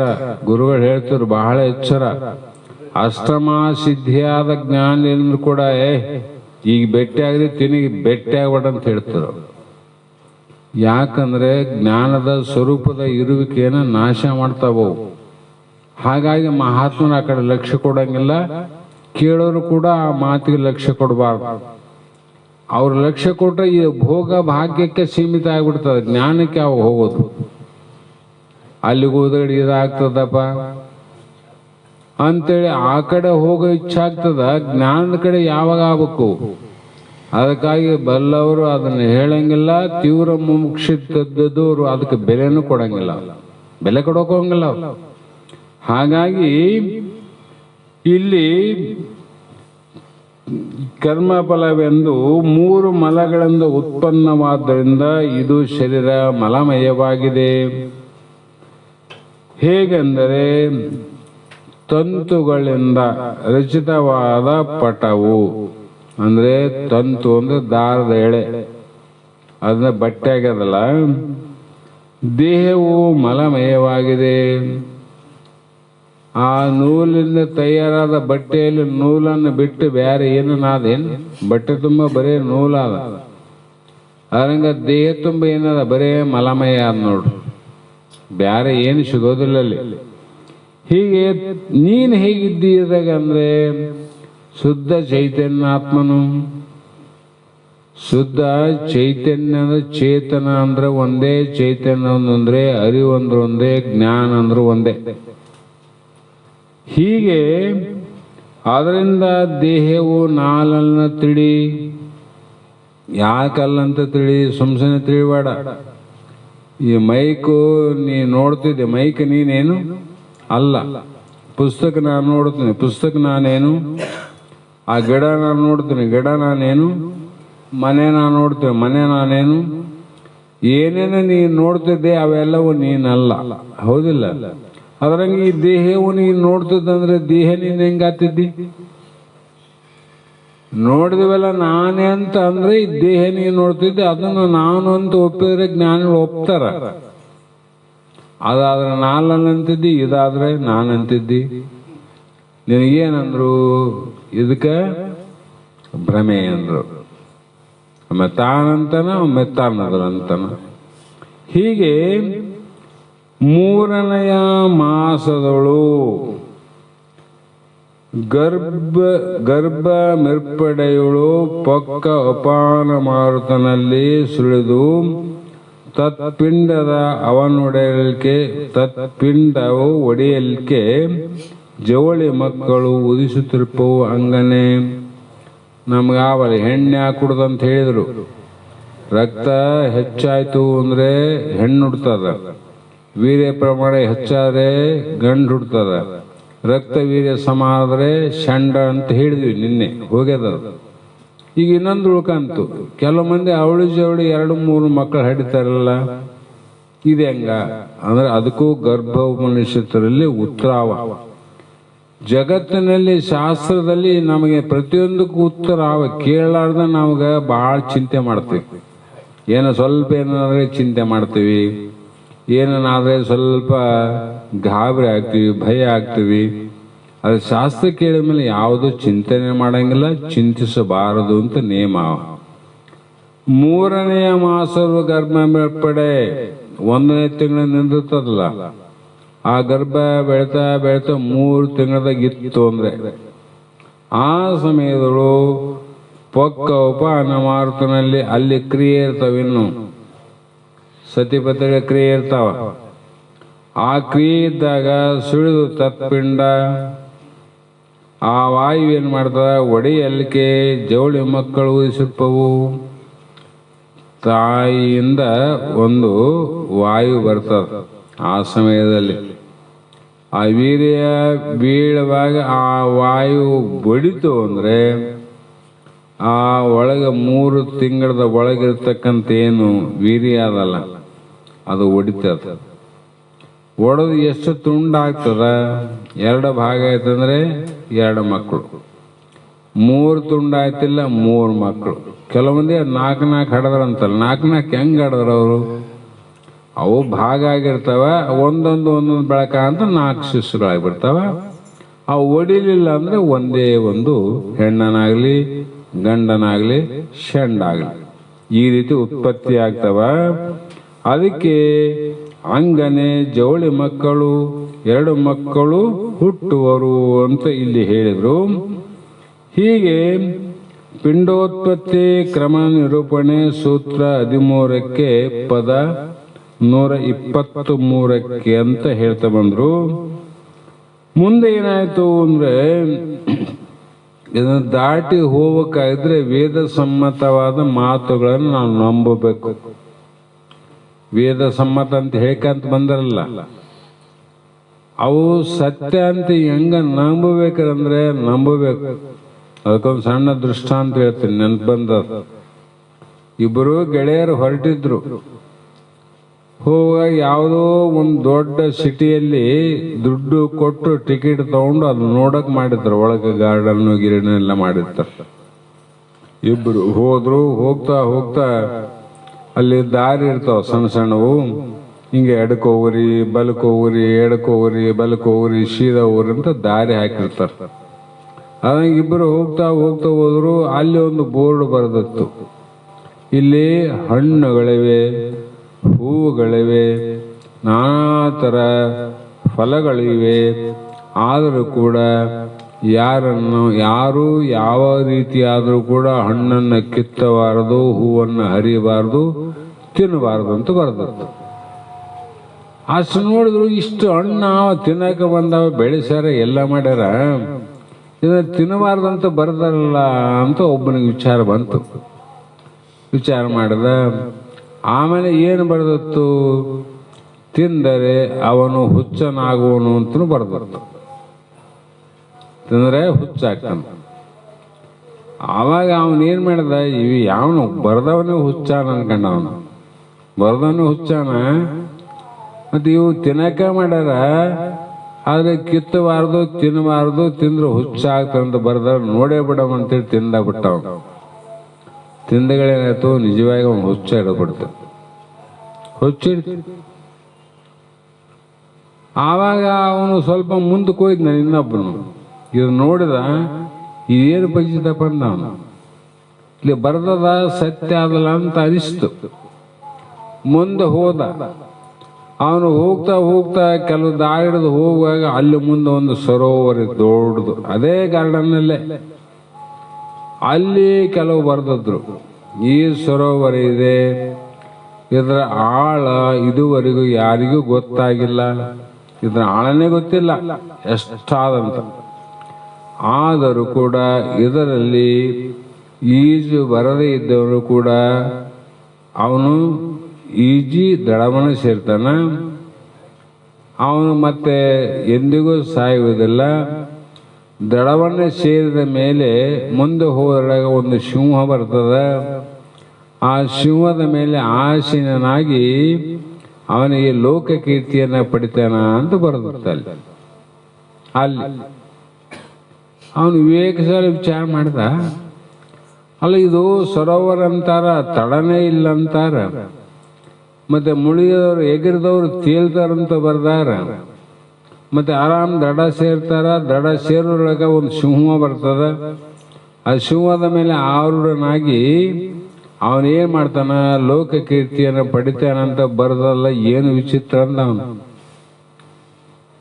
ಈಜು ಬರ್ಲಾರ್ದವನು ಮುಳುಗವಂದಿಲ್ಲ, ತೇಲ್ತಂತ ಬರ್ದಾರ. ಈಜು ಬರ್ಲಾರ್ದೆ ದಡ ಸೇರ್ತಂತ ಬರ್ದಾರ. ಮತ್ತೆ ಹೆಂಗ ನಂಬಬೇಕಿತ್ತು? ಒಂದು ವಿಚಾರ ಮಾಡಿದವನು, ಆಹಾ, ಅಲ್ಲೇನು ಮೊದಲು ಬರ್ದಾರಲ್ಲ ಅದು ಸತ್ಯ ಆಗಿದಿಲ್ಲ. ಸತ್ಯ ಆಗ್ಯದ. ತಿಂದವ್ರಿಗೆ ಹುಚ್ಚಿಡಿದಂತ ಅಂದರ ಅದು ಪ್ರತ್ಯಕ್ಷ ಅನುಭವಕ್ಕೆ ಬಂದದ. ಮತ್ತೆ ನಾನು ಕೂಡ ಅದು ಸತ್ಯ ಆಗ್ಯದ, ಇದು ಸತ್ಯ ಆಗಬಹುದು ಅಂತ ವಿಚಾರ ಮಾಡಿದ ಒಂದೇ ಸಲ ಎಗರ್ಬಿಟ್ಟು ನೋಡ. ಎಗರ್ದ ಆರಾಮ್ ಹೂವು ತೇಲ್ದ ಆ ದಡಕ್ಕೆ ಸರಳವಾಗಿ ಹೋದ್ರೊಳಗಾಗಿ ಸಿಂಹ ಬಂದು ನಿಂತಿತ್ತು. ಅದ್ರ ಮೇಲೆ ಕುಂತ 33 ಕೋಟಿ ದೇವತೆಗಳು ಪುಷ್ಪಾರ್ಚನೆ ಮಾಡಿದಂಥದ್ದು. ಅರ್ಥಾತ್ ಲಕ್ಷಾರ್ಥದಲ್ಲಿ ಇದು ಏನದ ಜ್ಞಾನ ಸಾಗರ ಅಂತಿದೆ. ಇದರಲ್ಲಿ ಯಾರು ಮುಳುಗೋದಿಲ್ಲ ಅಂತ ಎಲ್ಲರೂ ತೇಲ್ತಾರ. ಇದರಲ್ಲಿ ಪಾರಮಾರ್ಥ ಹೆಂಗದ, ವೇದ ವಾಕ್ಯಗಳು ಶ್ರುತಿ ವಾಕ್ಯಗಳಲ್ಲಿ ಮುಳುಗಿದವರು ಎಂದೂ ಸಾಯೋದಿಲ್ಲ, ಎಂದೂ ಮುಳುಗೋದಿಲ್ಲ. ಇದು ತೇಲ್ತಾ ತಮ್ಮ ದಡವನ್ನು ಸೇರ್ತಾರ. ಎಲ್ಲಿ ಯಾವ ದಡ? ಭವಸಾಗರವನ್ನ ದಡ ಸೇರ್ತಾರ. ಸೇರಿದ ಮೇಲೆ ಅಲ್ಲಿ ಜ್ಞಾನ ಅನ್ನುವಂಥದ್ದು ಸಿಂಹ ಇರ್ತದ. ಆ ಜ್ಞಾನ ಸಿಂಹಾಸನದ ಮೇಲೆ ಆಸೀನನಾಗಿ ಆತ ಆರೂಢನಾದಾಗ ಜಗತ್ತಿನಲ್ಲಿ ಆತನೇ ದೇವಾನುದೇವತೆಗಳು ತಲೆಬಾಗುವರು ಅಂತಕ್ಕಂಥ ಭಾವ ಅದು ಲಕ್ಷಾರ್ಥದಲ್ಲಿ ತಗೋಬೇಕು, ನಂಬಬೇಕಲ್ಲ. ಇಲ್ಲಿ ಸಾಹಿತಿ ನಂಬವನು ಆ ತಳನೇ ಇಲ್ಲ, ಇದ್ರಾಗ ಹೆಂಗಿರ್ಬೇಕು, ಸತ್ತ ಓದ್ತಿನ ಈಜ ಬರಂಗಿಲ್ಲ ಅಂತೇಳಿ ನಿಂತಿದ್ರೆ ಓದ್ತಿದ್ನ ಅವನು ಎದ್ರ ಮೇಲೆ ನಂಬಿಕೆ ಇಟ್ಟ? ಒಂದೇ ಒಂದು ವಾಕ್ಯದ ಮೇಲೆ, ಬರೇ ಬರೆದಂತ ವಾಕ್ಯದ ಮೇಲೆ ವಿಶ್ವಾಸ ಇತ್ತು ನೋಡು. ಯಾರು ಬರೆದಾರೋ ಗೊತ್ತಿಲ್ಲ, ಆದ್ರೆ ವಾಕ್ಯದ ಮೇಲೆ ವಿಶ್ವಾಸ ಇಟ್ಟಿಲ್ಲ. ಅದರಂತೆ ನಾವು ಕೂಡ ಇಲ್ಲಿ ಗುರುಶಾಸ್ತ್ರಾದಿಗಳಲ್ಲಿ ಯಾವಾಗ ನಾವು ಪೂರ ವಿಶ್ವಾಸ ಬರ್ತದ ಅವತ್ತು ನಾವು ಪ್ರಪಂಚದಿಂದ ನಿವೃತ್ತಿಯಾಗಿ ಪಾರಮಾರ್ಥದ ಕಡೆ ಬರ್ತೀವಿ ಮತ್ತು ನಮಗೆ ಅತ್ಯಂತ ದುಃಖ ನಿವೃತ್ತಿ ಪರಮಾನಂದ ಪ್ರಾಪ್ತಿಯಾಗಿ ಪ್ರಪಂಚದಲ್ಲಿ ಜಾಣರಾತೀವಿ ನೋಡು. ಅವತ್ತು ಜಾಣನು ಲೌಕಿಕ ಪಾರಮಾರ್ಥ ಎರಡನ್ನು ಕೂಡಿ ನಡೆಸುತ್ತೇನೆ ಎಂತು. ಆಗ ಏನು ಮಾಡೋದಾದ್ರಿ? ಪ್ರಪಂಚ ಆದಾಯಕ್ಕೆ ಮಾಡೋದು, ಪಾರಮಾರ್ಥ ಆನಂದಕ್ಕಾಗಿ ಮಾಡೋದು. ಪ್ರಪಂಚ ಆದಾಯಕ್ಕಾಗಿ ಮಾಡಬೇಕು ಅಷ್ಟೇ. ಈ ಪೂಜಾರಿ ಹೂ ಮಾಡ್ತಾನ ಪ್ರತಿನಿತ್ಯ, ಯಾವುದಕ್ಕಾಗಿ ಮಾಡ್ತಾರ? ಹೂವು ಆದಾಯಕ್ಕಾಗಿ. ಅದು ಆದಾಯ ಇಲ್ಲಂದ್ರೆ ನಮ್ಮ ಜೀವನ ಮಾಡೋಕ್ಕಾಗಲ್ಲ, ಆದಾಯಕ್ಕಾಗಿ ಮಾಡಬೇಕು. ಇದು ಪಾರಮಾರ್ಥದಿಂದ ಏನು ಲಾಭ ಅದ? ಆನಂದಕ್ಕಾಗಿ. ರೊಕ್ಕ ಬರ್ತಾವ, ಆದಾಯ ರೊಕ್ಕ ಬೇಕು, ಪ್ರಪಂಚ ಮಾಡೋಕೆ ರೊಕ್ಕ ಬೇಕು. ಆನಂದ ಆದಂತೆ ಸುಮ್ಮನೆ ಕುಂತು ರೊಟ್ಟಿ ಬರ್ತಾವ? ಕಾನೋಡಿಗೆ ಹೋದ್ಮೇಲೆ ಏನದ ರೊಕ್ಕ ಇಷ್ಟ ಅಂದ್ರೆ ರೊಕ್ಕ ಇಲ್ಲಪ್ಪ, ಬರೀ ಆನಂದ ಆದ ನನ್ನಲ್ಲಿ ಅನ್ನ ಕೊಟ್ರಂದ್ರೆ ಆನಂದ ಆದ ನನ್ನಲ್ಲಿ ರೊಕ್ಕ ಇಲ್ಲಂದ್ರೆ ಎದ್ದೋಗಂತಾರ ಅವ್ರು. ಬುದ್ಧಿಗೇಡಿ, ಇಲ್ಲಿ ಊಟ ಮಾಡಬೇಕು ಅಂದ್ರೆ ರೊಕ್ಕ ಕೊಡಬೇಕು, ಆನಂದ ಅಲ್ಲಿ ಹೋಗಿ ಮನೆಗಿಡ ಅಂತಾರ ಅವ್ರು. ಅದಕ್ಕೆ ನಮಗೂ ಕೂಡ ವ್ಯವಹಾರಕ್ಕಾಗಿ ಬೇಕು, ಆದಾಯಕ್ಕಾಗಿ ಪ್ರಪಂಚ ಮಾಡಬೇಕು ವ್ಯವಹಾರಿಕವಾಗಿ. ಪಾರಮಾರ್ಥಕ ಆನಂದಕ್ಕಾಗಿ ಪಾರಮಾರ್ಥವನ್ನು ಮಾಡಿದ್ರೆ ಆವಾಗ ಅವನಿಗೆ ಜಾಣ ಅಂತ ಕರೆದ. ಅವನಿಗೇನದ ಆರಾಮ್ ಪಾರ ಆಗ್ತದೆ. ಸಂಸಾರ ಮದಿ ಏನು ದೊಡ್ಡದಿಲ್ಲ ಅವನಿಗೆ. ಸಂಸಾರ ಭಾರ ಅನ್ಸಂಗಿಲ್ಲ. ಸಂಸಾರ ಹೆಂಗಾದಂದ್ರೆ ಉಪ್ಪಿನ ಚೀಲ ಒತ್ತವನಿಗೆ ಬರೀ ಮಂಡಾಳ ಚೀಲ ಆಗ್ತದ. ಉಪ್ಪಿನ ಚೀಲ ಎಷ್ಟು ವಜ್ಜೆ ಆದಿಲ್ಲ, ಗೋಣೆ ಮೇಲೆ ಇಟ್ಕೊಂಡು ಹೋಗೋದು ಇನ್ನೆಷ್ಟು ಕಷ್ಟಪ್ಪ. ಭುಜದ ಮೇಲಲ್ಲ, ಗೋಣೆ ಮೇಲೆ ಇಟ್ಕೊಂಡು ಹೋಗ್ಬೇಕಲ್ಲ. 110 kg ಇರ್ತದ ಉಪ್ಪಿನ ಚೀಲ. ಅಂತ ಸಂಸಾರ ಅಂದ್ರೆ ಉಪ್ಪಿನ ಚೀಲ ಒತ್ತಂಗಿದ್ದು ಪ್ರಪಂಚ. ನಾನಾ ರೀತಿಗಿರ್ತಾವ. ಆದ್ರೂ ಕೂಡ ಈಗ ಪಾರಮಾರ್ಥಕ್ಕೆ ಬಂದ್ರೆ ಅದು ಮಂಡಾಳ ಚೀಲ ಆಗ್ತದ. ಅದೇನು ಸಂಸಾರ ಅಂತಾನೆ. ಆದದ್ದು ಆಗ್ತದ, ಓದಿರ್ತದ. ಬಾರದು ಬಪ್ಪದು, ಬಪ್ಪದು ತಪ್ಪದು, ಬಯಸದಿರ್ಪದಲ್ಲಿ ಸಂತ ತಾನು ಯಾವುದೇ ರೀತಿ ಅಧರ್ಮವನ್ನ ಮಾಡದೆ ಧರ್ಮಿಷ್ಠನಾಗಿ, ಅನೀತಿಯನ್ನು ಮಾಡದೆ ನೀತಿಗೊಳಗಾಗಿ, ಮಾನವ ಜನ್ಮದ ಶ್ರೇಷ್ಠತೆಗಾಗಿ, ಭಗವಂತ ಪರಮಾತ್ಮ ಸಾಕ್ಷಾತ್ಕಾರಕ್ಕಾಗಿ ಪ್ರಯತ್ನವನ್ನು ಮಾಡ್ತಕ್ಕಂಥ ವ್ಯಕ್ತಿ ಎಂದೂ ಭಗವಂತ ಕೈ ಬಿಡಂಗಿಲ್ಲ. ಭಗವಂತ ಎಂದೂ ಕೈ ಬಿಡಂಗಿಲ್ಲ. ನಾವೇ ಅವನ ಕೈ ಹಿಡಿಲಿಲ್ಲ ಅಂದ್ರೆ ಅವನೇ ಕೈ ಹಿಡಿತಾನೆ. ಭಗವಂತನ ಕೈ ನಾವು ಹಿಡಿಬೇಕು, ನಮ್ಮ ಕೈ ಆತ ಹಿಡಿಯಂಗಿಲ್ಲ. ಕೈ ಬಿಟ್ಟು ನೋಡ್ತಾನ, ಮತ್ತೆ ನಮ್ಮನ್ನು ಹಿಡಿತಾನಿಲ್ಲ ಅಂತ ಹೇಳಿ. ತಾಯಿ ಗರ್ಭದ ಕೈ ಹಿಡದನಿಲ್ಲ, ಹೊರ ಬಂದ ಕೈ ಬಿಟ್ಟನಲ್ಲ. ಕೈ ಬಿಟ್ಟ ಮತ್ತೆ ಇವನು ವಾಪಸ್ ನನ್ನ ಹಿಡಿತಾನ ಇಲ್ಲ ಅಂತ ನೋಡಕ್ಕಾಗಿ ನಮ್ಮ ಬಿಟ್ಟನ ಕೈ. ಅವನು ಸುಮ್ಮನೆ ಬಿಟ್ಟಿಲ್ಲ. ಅವನು ನಾವೇನ್ ಮಾಡಿದ್ವಿ, ಒಳಗ ಕೈ ಹಿಡೋನ್ನ ಮರ್ತೀವಿ, ಹೊರಗೆ ಕೈ ಹಿಡೋದವ್ರನ್ನ ನಂಬಿದ್ವಿ ನೋಡ್ರಿ. ಆವಾಗ ಇದೇ ಕೈಗಳನ್ನು ನಂಬಿ ಹೋದ್ವಿ, ಜನ್ಮ ಜನ್ಮಾಂತರ ಮಾಡ್ತಾ ಹೋದ್ವಿ. ಮತ್ತೆ ಮೊದಲು ಕೈ ಹಿಡಿದ ಪರಮಾತ್ಮನ ಮರ್ತೀವಿ. ಅದಕ್ಕೆ ನಮ್ಗೆ ದುಃಖ ಕೊಟ್ಟವ್ರು. ದುಃಖ ಅದಕ್ಕೆ ಪರಮಾತ್ಮ ಮರ್ತದಕ್ಕಾಗಿ. ಇಲ್ಲಿಗೆ ಸಮಯ ಆಗ್ಯದ. ಮಂಗಲನ್ರಿ ಜಲ್ಲೆನ್ರಿ ಕಾಡತ್. ಮಂಗಲಂ ಗುರು ಶಂಕರಾನಂದ ಮಹಾಭಕ್ತರಿಂದ ಸಂಘ ಶರಣರ ನಿಜದ ಆನಂದ. ಮಂಗಲಂ ಗುರು ಶಂಕರಾನಂದ ಮಹಾಭಕ್ತರಿಂದ ಸಂಘ ಶರಣರ ನಿಜದ ಆನಂದ. ಮಂಗಲಮಯವಾದ ಜಡಿಗುರು ಸಂಘದಿಂದಲಿ ಸಕಲ ವೇದದ ಅಂಗಮಯನೆಂದೆನಿಸಿಕೊಂಡು ಭೃಂಗ ಕೀಟಕ ನ್ಯಾಯದಂದಲಿ. ಮಂಗಲಂ ಗುರು ಶಂಕರಾನಂದ ಮಹಾಭಕ್ತರಿಂದ ಸಂಘ ಶರಣರ ನಿಜದ ಆನಂದ. ಎಲ್ಲೋ ಜನಸಿ ಎಲ್ಲೋ ವಾಸಿಸಿದಿ, ಎಲ್ಲೆಲ್ಲೋ ತಿರುಗಿ ಬಲ್ಲತನದಲ್ಲಿ ಬ್ರಹ್ಮ ಬೋಧಿಸಿದಿ. ಎಲ್ಲ ಜನಿಸಿ ಎಲ್ಲಿ ವಾಸಿಸಿದಿ, ಎಲ್ಲೆಲ್ಲೋ ತಿರುಗಿ ಬಲ್ಲತನದಲ್ಲಿ ಬ್ರಹ್ಮ ಬೋಧಿಸಿದಿ. ಕಲ್ಲು ಹೃದಯದ ಕಾಲದೂತರ ಸಲ್ಲು ತಪ್ಪಿಸಿ ಸೆಳೆದು ಜನರ ಜನನ ಮರಣ ಬಾಧೆ ತೊಲಗಿಸಿ ಚಿನ್ಮಯಾತ್ಮ ಬೋಧೆ ನೆಲೆಸಿದೆ. ಮಂಗಲಂ ಗುರು ಶಂಕರಾನಂದ ಭಕ್ತರಿಂದ ಸಂಘ ಶರಣರ ನಿಜದ ಆನಂದ. ಜನಸಿ ಬೆಳೆದ ಭೂಮಿಯಂತಿಹದೋ ಘನ ಮಹಿಮ ನಿಮಗೆ ಗುಣವ ಸಲುಹಿದ ಸ್ವಾಮಿಯಂತವರೋ. ಜನಸಿ ಬೆಳೆದ ಭೂಮಿಯಂತಿಯದೋ ಘನ ಮಹಿಮ ನಿಮಗೆ ಗುಣವ ಸಲುಹಿದ ಸ್ವಾಮಿ ಅಂತವರು. ವ್ಯಾಸವರ ಗುರು ಶೇಷನಂದರ ಕಾಸ ವಿದ್ಯೆಯ ಕಲಿತು ಕೆಲ ದಿನ ಭೂಷಣಕ್ಕೆ ಭೂಷಣವ ನೆನೆಸಿ ವಾಸ ಮಾಡಿದಿ ಜಡಿಯ ಮಠದಲ್ಲಿ. ಮಂಗಲಂ ಗುರು ಶಂಕರಾನಂದ ಭಕ್ತರಿಂದ ಸಂಘ ಶರಣರ ನಿಜದ ಆನಂದ. ಒಡವಿಯೋಳ್ ವೇದಾಂತ ಒಡೆಯನೋ ಜಡಿದೇವನಿವನೋ ನುಡಿದ ತತ್ವಮಸಿಯ ವಾಕ್ಯವನೋ. ಒಡವಿಯೋಳ್ ವೇದಾಂತ ಒಡೆಯನೋ ಜಡಿದೇವನಿವನೋ ನುಡಿದ ತತ್ವಮಸಿಯ ವಾಕ್ಯವನೋ. ಕರುಣೆಯಿಂದಲಿ ಸುರಿದ ಅಮೃತ ಕರಣದಲ್ಲಿ ಕೃಪ ಮಾಡಿಕೊಂಡು ಪರಮಹಂಸನಾಗಿ ಭೂವರ ತರಣಿ ತಾರಿಪ ನೌಕದೀಶಗೆ. ಮಂಗಲಂ ಗುರು ಶಂಕರಾನಂದ ಭಕ್ತರಿಂದ ಸಂಘ ಶರಣರ ನಿಜದ ಆನಂದ. ಸಂಘ ಶರಣರ ನಿಜದ ಆನಂದ.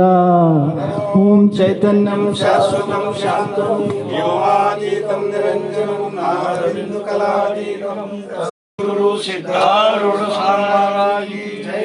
ಶ್ರೀ ಸದ್ಗುರು ಶಿವಪುತ್ರ ಸ್ವಾಮಿ ಮಹಾರಾಜ್ ಕಿ ಜೈ. ಶ್ರೀ ಸದ್ಗುರು ಬಸವಾನಂದ ಸ್ವಾಮಿ ಮಹಾರಾಜ್ ಕಿ ಜೈ. ಶ್ರೀ ಸದ್ಗುರು ಅಭಿನವ ನಿಜ ಮಹಾರಾಜ್ ಕಿ ಜೈ. ಸಕಲ ಸಾಧು